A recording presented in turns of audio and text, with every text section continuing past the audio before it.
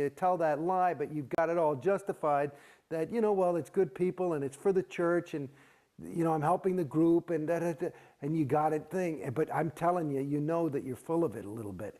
And you know that if you really look at it, it's okay. And like in any other universe, if that came up in session, it would be an overt.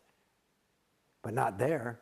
Because you're doing it. Because they've got the whole thing, this whole hard sell and all this thing. And what they, do to recruit. Shit, actors is one thing. What about the little children they get into the Sea Organization? Billionaire contracts, Yeah, what's your reaction to the Sea Org and the way that Sea Org members are treated as opposed to the celebrity clientele? Are you aware of some of the things that happen to Sea Org members? Well, I've heard things, and they seem quite plausible. I have never seen anybody been abused. I've seen people kind of screamed at.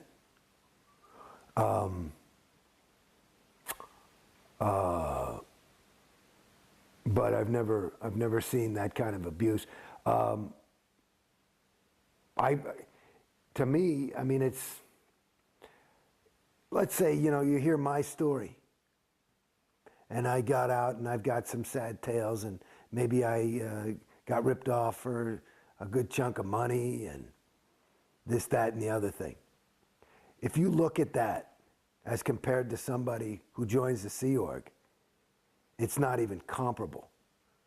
Can you imagine what it would be like to have a person at your beck and call and complete disposal, your slave, who not only was a slave by force, but by you've got them by the mind, not the balls. You got them by the mind.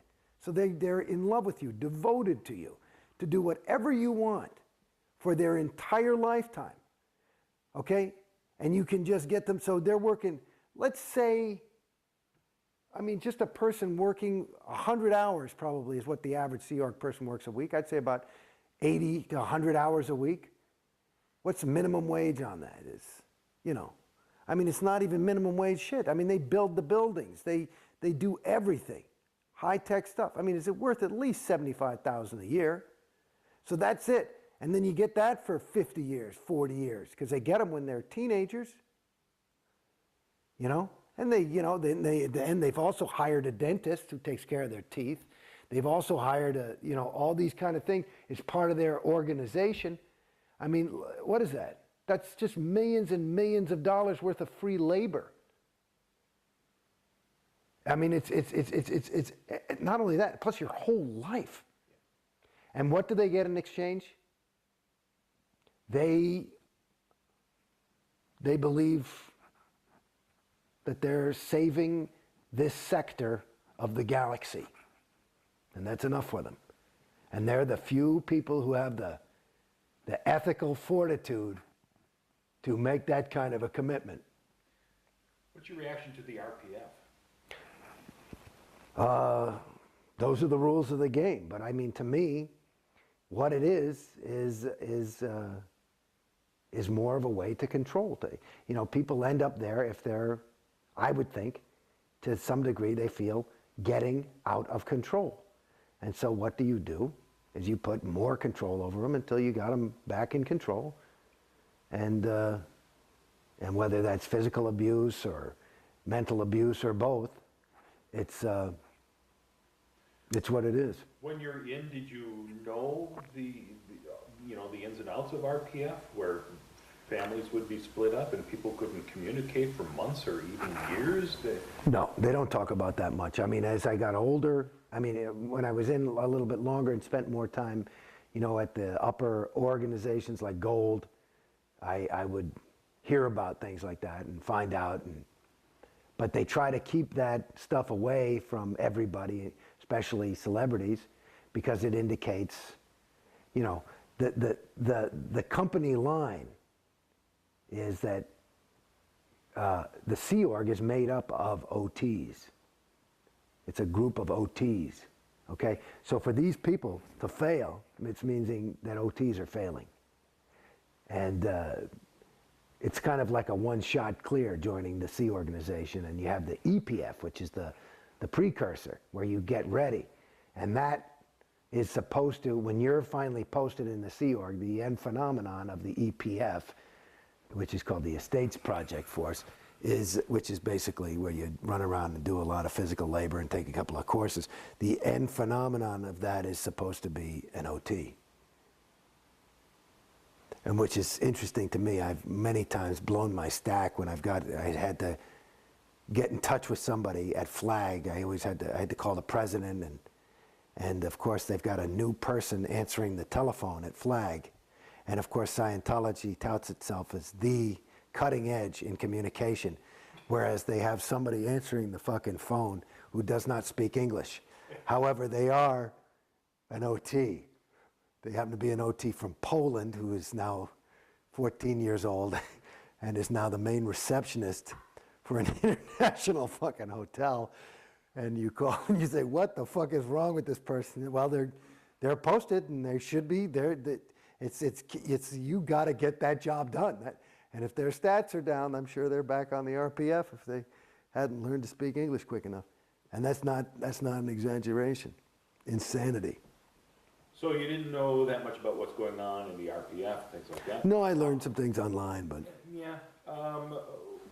How are you as public kept away from the untheta that's going on in the real world? I mean, if there's, some really negative story about Scientology in the paper or on TV, are you aware of that? It's a funny thing. Like, I remember, my wife had seen Ted Koppel interview David Miscavige, and she thought that he kind of fucked up, certainly wasn't very OT. And she talked to Susan Watson, who was the president of CC. Said, and Susan was like, it's almost like gaslighting somebody, that expression? Yeah, which is, kind of make him seem like are you crazy? Oh, well, he was just doing a tone scale drill because, Ted Koppel. And, just kind of to just not is the thing. I think it's called dead agenting. And it was an interesting thing. I mean, I had a similar experience.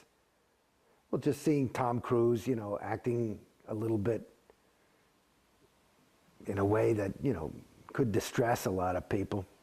And they make it into well, this is the greatest. Yeah, no, this is good. People just can't handle his level of enthusiasm, and it's a little, okay. So that's the company line, and you go, okay, Even now, when with the release of the Tom Cruise tape and global attention to this, they're trying to spin it as a positive that all these people are coming to our site and learning about Scientology and joining. Right. Whereas the rest of the world was thinking, Tom Cruise is nuts. Yeah. Yeah. Well, that's the thing, though. In their own little world, it makes sense. The funny thing is that is a Scientologist talking to Scientologists. I mean, that's Tom Cruise, who's sitting there. I've done these kind of videos, being interviewed, knowing that his audience is people in the audience of an event that's going to be made up completely of Scientologists, and his job is to get some fire under their asses so they can jump out and start behaving more like him. And that's basically what it is. So that is in their universe. You could show that I mean, I think that's an unedited tape, but that's basically him. I mean, I've been around the guy. I've been, I twinned on him in some courses. Shit, I was getting auditing from Marty Rathbun. We were on turnabout for a month and a half. It was like Tom would go in, then I'd go in. Tom would go in, I'd go in. So, I mean, I spent a little bit of time with him. And that's him. He's a very fucking focused guy. And I mean, that's what I see. I mean, this guy is not a namby-pamby panty waist. He's a totally dedicated person. I can't call him a friend or know him even. But I can tell you that